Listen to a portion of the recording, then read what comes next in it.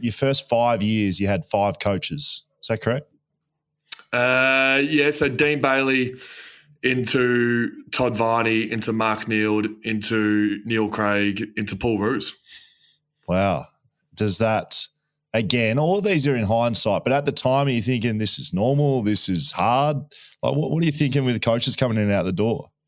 People do ask me that one a lot. Like, I've had stability in the last 8 years, so I've got a good thing to compare it to, but I was so young. I was so naive. I just, like, it was, all right, another coach sacking. Let's go down to a press conference. Let's listen to them speak. Yeah. It was just, it's just happened. Our captain changed every year. I think it went James McDonald into Brad Green, into Jack Grimes, and Jack Trengrove into Jack Grimes by himself, into Jack Grimes, Nathan Jones, into Nathan Jones by himself, into Nathan Jones, Jack Viney. Like, it was crazy. We just had change. That was what Melbourne Football Club had. So I was naive to think that was normal. Did you?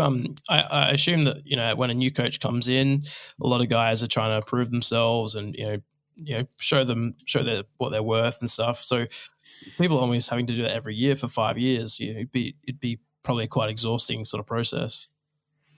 And they're all very, very different. I'm not sure if you've come across Neil Craig, Will, in your time, but yes. He is as unique as they come. And if he made us wear our socks high, footy shorts and footy jumper every time we trained, and we had to get written approval to wear any sort of skins or garments underneath our footy kit. So he was trained as you play, literally.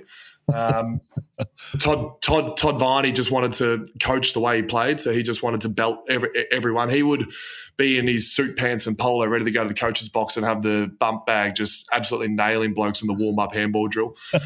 Dean Bailey, I'm forever in debt to Dean Bailey. He obviously drafted me as a unique character at 18 and taught me a lot of life lessons in those first 2 years. Was probably just a man ahead of his time. His ball movement stuff that we were doing back in 2010 was stuff that we're still doing today. We just literally couldn't defend to a point where we lost by 176. Yes, which actually goes down as an interesting day in my life as well. The 176 or 186, could be 186. Down in Geelong, we the VFL team lost by 120 in the curtain raiser. And then the AFL team lost by 186, and I was carryover emergency. What a gig! I was the most informed player going into the next week. I got picked.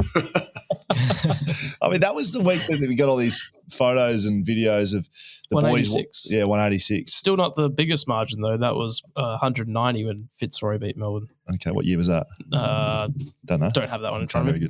That was when you got the deep dark music playing. You got some high flying media expert telling an absolute disgrace of a footy club. That was that one, right?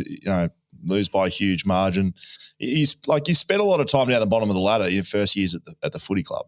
Is that again hindsight question? Does it feel normal then at the time? Difficult?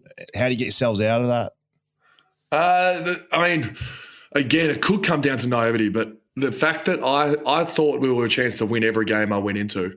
And I get the question now that we've been able to sit closer to the top of the last couple of years. People say, you must be excited about this year. How do you reckon you'll go? I said, well, to be honest, I said we'd win it when we won the Wooden Spoon in 2012. Like, I'm either not the man to ask, or every club thinks they can win it, and every club thinks they can win every single game. And I went into games against Hawthorn during their three-peat and we were struggling to win a game that we were going to win. So that's might be naive. It might be the way AFL clubs are sort of run from Monday to Friday. They build you up ready to play. But, we were down the bottom a lot. I think I don't have a wooden spoon just purely because Gold Coast and GWS came in the two really bad years and they didn't win a game. I think we might have beat them to win our game. But there was a game in 2013 or 12, one of the Mark Neild ones where we were down by 30 points against GWS at three-quarter time in front of 8,000 at the MCG. It was as bad and as low the Melbourne Football Club's probably got to. We come back and won. It was an amazing last quarter to come back and win, but I just remember Mark Neild getting booed up to the coach's box by the 8,000, so probably we wouldn't have been hearing it. But there's been some really grim days in the MCG when there's no one there. well, there was literally no one there in the COVID years, but when there was no one there in sort of when we played a Fremantle or a GWS away from home and there was less than 10,000 and we were getting beat, it was quite a dark place.